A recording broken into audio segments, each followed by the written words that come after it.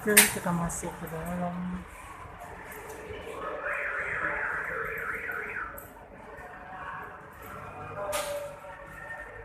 Ini adalah ruang pertemuan dengan Maeda.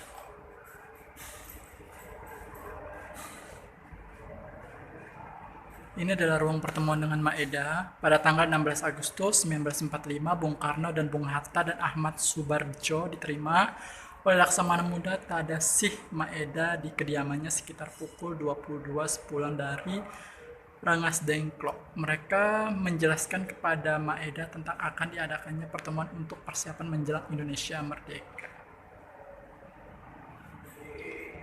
Ada burung kasuari. Terus ini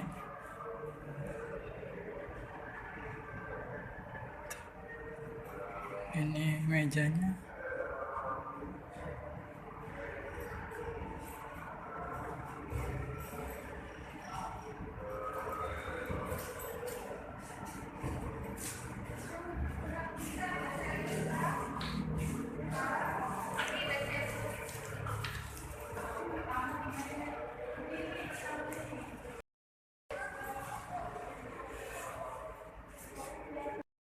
Ruangan berikutnya yaitu tempat rumusan naskah proklamasi. Ruangan ini menjelang dini hari sekitar pukul 3 waktu Indonesia Barat tanggal 17 Agustus 1945, Bung Karno dan Bung Hatta Ahmad Yani Subardjo memasuki ruang makan. Mereka duduk mengitari meja makan panjang. Bung Karno mulai mempersiapkan draft naskah proklamasi dengan Bung Hatta dan Ahmad Subardjo menyumbangkan pikiran secara lisan.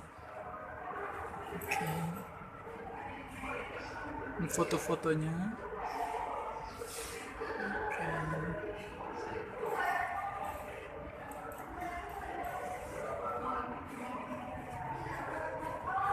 Dan ini meja yang digunakan.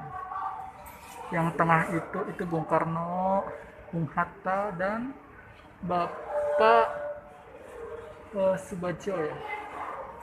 Mejanya.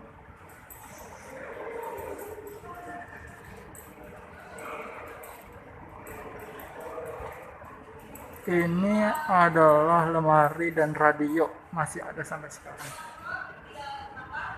Ini ruang makan, ini meja makan. Ini ada foto-fotonya di sini.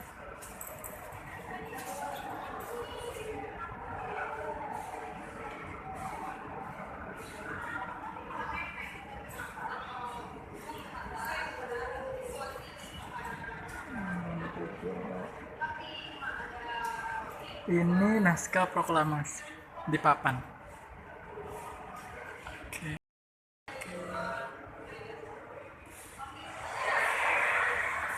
Kita ke ruangan berikutnya.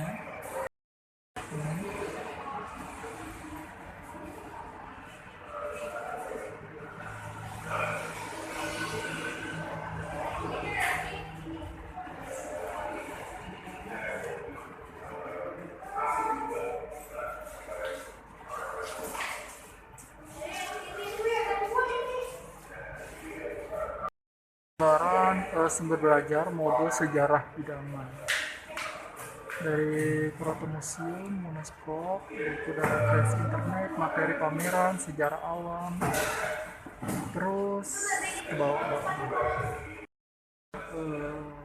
foto-foto gerakan peranan kaum wanita Indonesia dalam mewujudkan kemerdekaan. Proklamasi.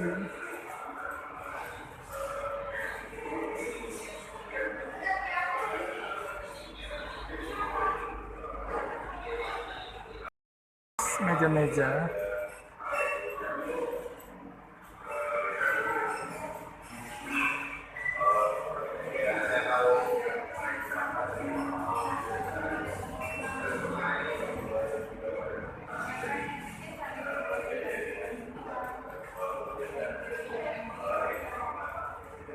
Pengesahan naskah proklamasi. Konsep naskah proklamasi yang telah dirumuskan oleh Bung Karno dan Bung Hatta dan Ahmad Subardjo dibawa ke Serambi muka menemui para hadirin yang telah menunggu Bung Karno, kemudian membacakan rumusan pernyataan kemerdekaan yang telah dibuat itu secara perlahan-lahan dan berulang-ulang. Sesudah itu beliau bertanya kepada para hadirin setuju atau tidaknya terhadap rumusan itu. Menurut Bung Karno, jawaban dari hadirin adalah gemuruh suara menyatakan setuju, kemudian diulangi lagi pernyataan oleh Bung Karno. Benar-benar saudara setuju? Jawabnya adalah ya, semuanya setuju.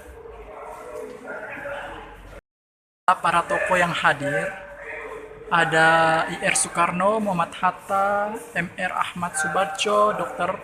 Muhammad Amir, Dr. Bontaran Martomojo, Mr. Gusti Ketut Puja, Mr. Abdul Abbas, Iwakusuma Sumantri, Mr. Johannes Leto Latoe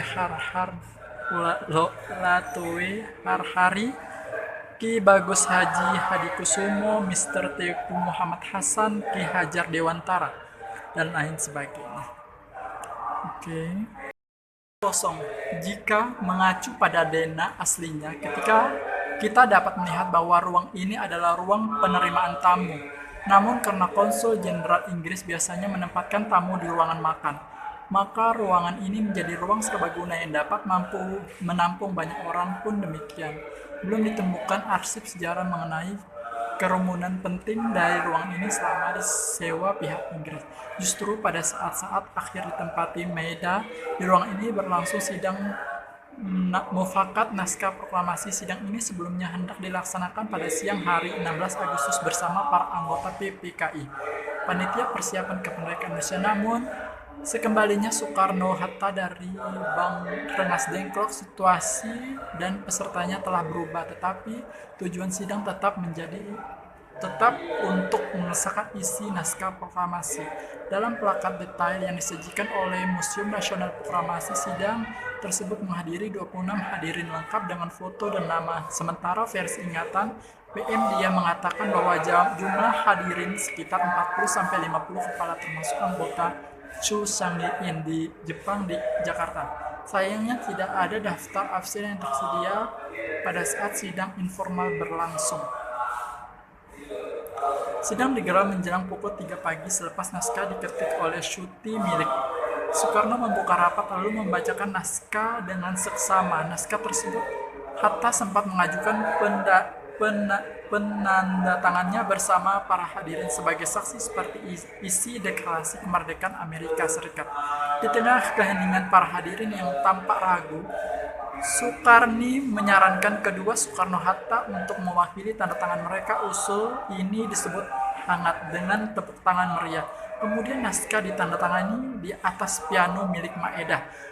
Pasca masa kemerdekaan, ruangan ini kembali digunakan dengan seksama yang sama oleh Kedutaan Inggris. Mulai 1984, ruangan ini digunakan sebagai ruangan kerja bagi karyawan Perpustakaan Nasional.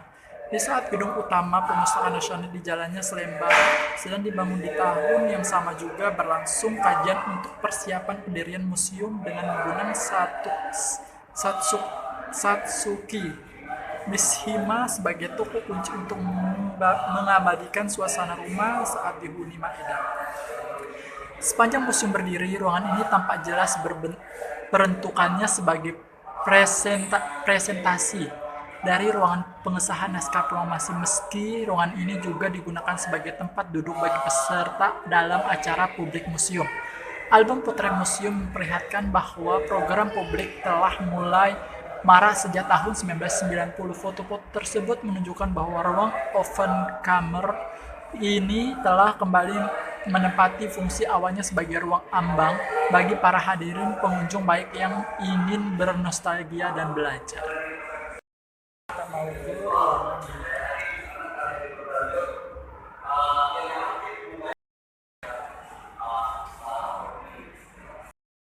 Ke ruangan ini adalah pianonya yang tadi saya sebutkan, dan ini ruangan pada saat pengetikan dan penandatanganan naskah proklamasi.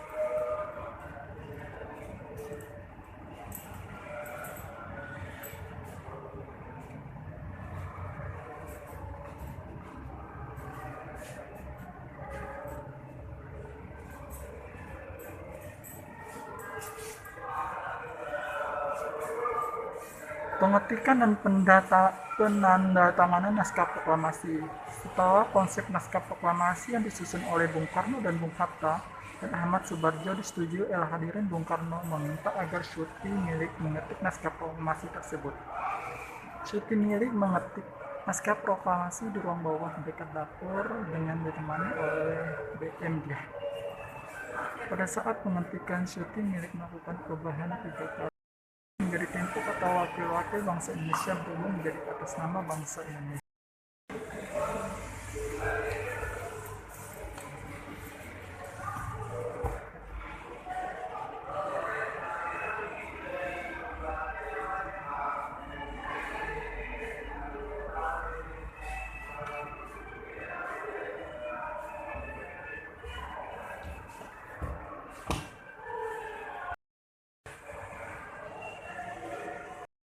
Kamar mandi yang digunakan pada masa itu. Ini lemari.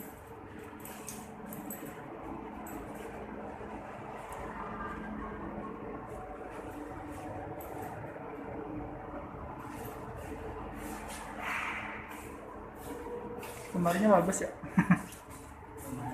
Langsung nempel deh. Kamu lihat dari sini.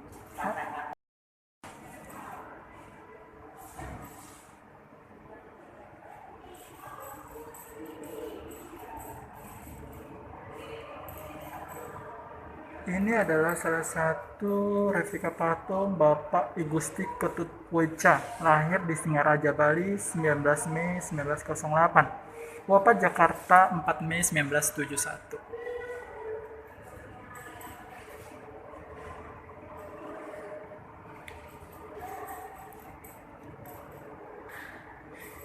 Ini kainnya Bapak daster dan ikat kepala Bapak I Gusti Ketutpujaya, dua ini.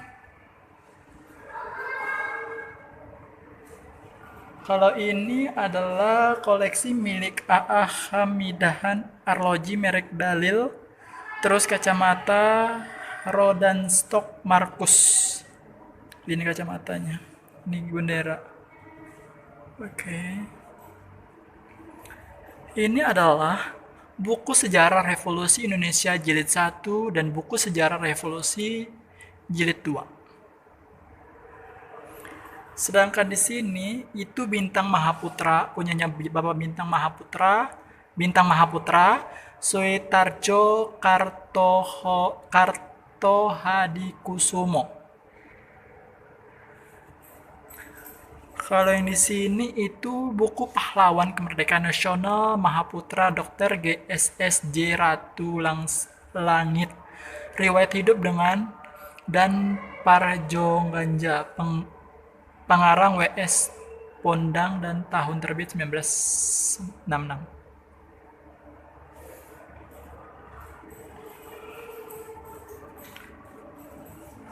Kalau ini adalah salah satu baju Bapak I Gusti Ketutpujaya.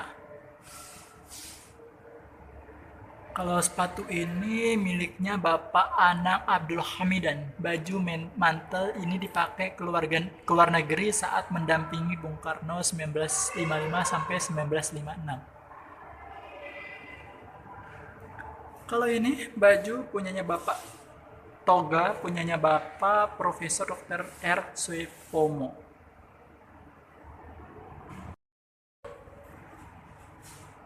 Sekarang kita ke ruangan berikutnya lagi.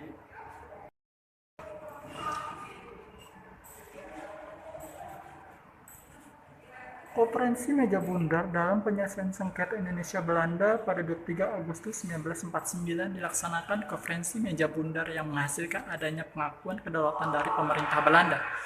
Tampak suasana konferensi Meja Bundar di Den Haag, Belanda.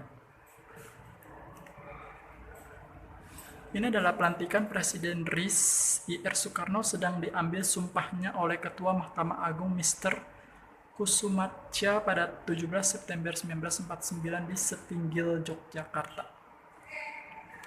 Pengakuan kedaulatan di Belanda, upacara pendatangan pengakuan kedaulatan di Den Haag pada 27 Desember 1949. RIS diwakili oleh Dr. Muhammad Hatta, sedangkan Belanda diwakili oleh Ratu Juliana. Perdana Menteri di Dr. William Burroughs dan Menteri Seberang Laut Mr. A.M.J.A. Session. Pengakuan kedaulatan di Jakarta. Pada tanggal 27 Desember 1949 di Jakarta dilaksanakan upacara penandatanganan pengakuan kedaulatan tanpa Sri Sultan Hamengkubuwono V D10 mewakili pemerintah RIS dan mewakili tinggi mahkota. AHJ Loving mewakili Belanda. Ini juga ini juga ini ruangan. Kita kesini. Oh, ini ruang kamar mandi. Banyak juga kamar mandinya ya. Kita kesini dulu.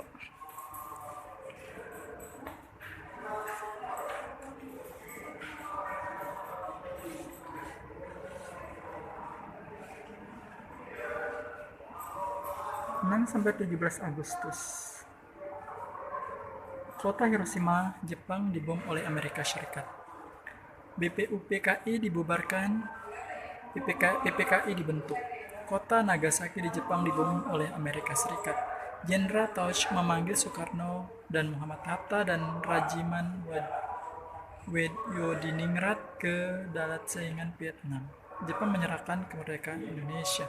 Telegram resmi dari Tokyo diterima di Bandung.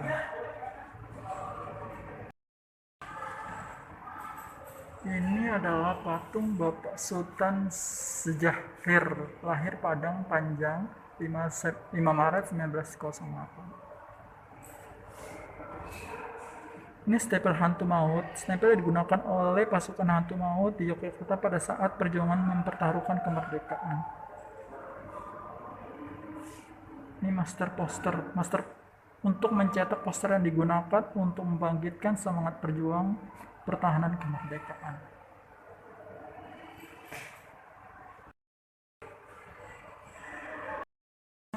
Itu ada patung Bapak kok nggak ada namanya.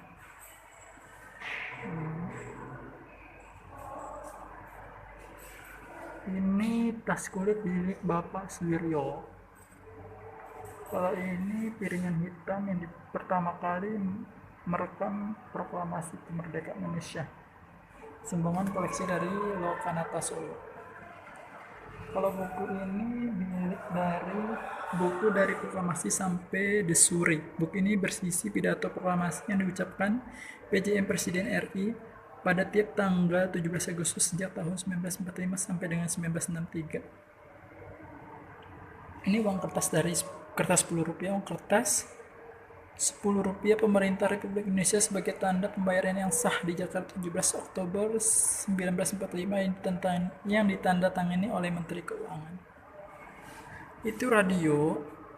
Model ini yang diperkirakan sering digunakan oleh masyarakat untuk mendengarkan berita proklamasi. Radio milik Philips tahun 1938. Ini adalah hasil scan naskah proklamasi, tulis tanda tangan dan ketikan. Ini adalah kaset proklamasi kemerdekaan Indonesia. Oke.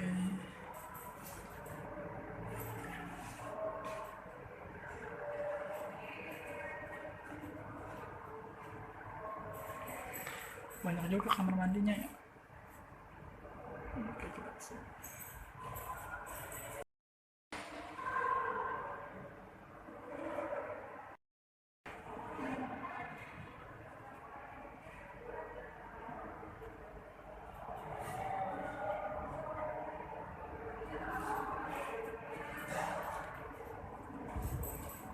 Kita ke ruangan ini.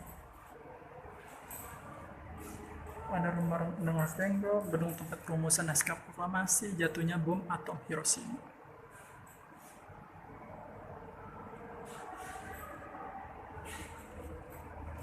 Di ruangan ini terdapat ada koran Asia Raya tahun kedua nomor 217. Sabtoe Wage 9 September 2601. Koran ini digunakan sebagai alat propaganda di Jepang. Kalau ini adalah perjanjian perdamaian antara Republik Indonesia dan Jepang. Diterbitkan khusus Kementerian Penerangan RI. Buku yang berisi mengenai perjanjian Indonesia-Jepang, delegasi, naskah persetujuan pampasan pidato Menteri Luar Negeri Indonesia dan Jepang. Selanjutnya. 27 Gedung Asuransi Nil LMIG. 1932 gedung disewakan konsultan jenderal Inggris selama 30 tahun. 1942 diambil alih Jepang, ditempatkan oleh Laksamana Maeda sebagai rumah tinggal dan kantor militer. 1945 ketika naskah dirumuskan ditulis di atas kertas blok not anak sekolah, alinea pertama dibacakan oleh Subarjo. Soekarno menulis sendiri alinea pertama tanpa masukan. Soekarno meminta Hatta mengetiknya isi naskah karena kosakatanya dianggap baik. Ketika diselesaikan, naskah konsep dicoret dan disunting saat dibacakan di ruang sidang. Naskah konsep dicoret dan disunting saat perumusan berlima. Ketika naskah hendak disahkan dalam sidang, terjadi ketidaksetujuan dari Soekarni atas alinea kedua mengenai penyerahan kuasa. Tidak ada ketidaksetujuan dari hadirin. Naskah selesai diketik dan hanya dibacakan Soekarno di sidang. Naskah diketik oleh Sutimelik dengan mesin tik tua penuh debu di rumah Maeda dengan mesin tik pinjaman Angkatan Laut Jerman. Serahkan langsung oleh Soekarno, diterima Soekarni dari Soekarno yang menyerahkan ke Suwito. Penandatanganan naskah ditandatangani oleh Soekarno dan Hatta mewakili bangsa Indonesia atas saran Soekarni, atas saran Syahrir Saleh, atas saran Syuting.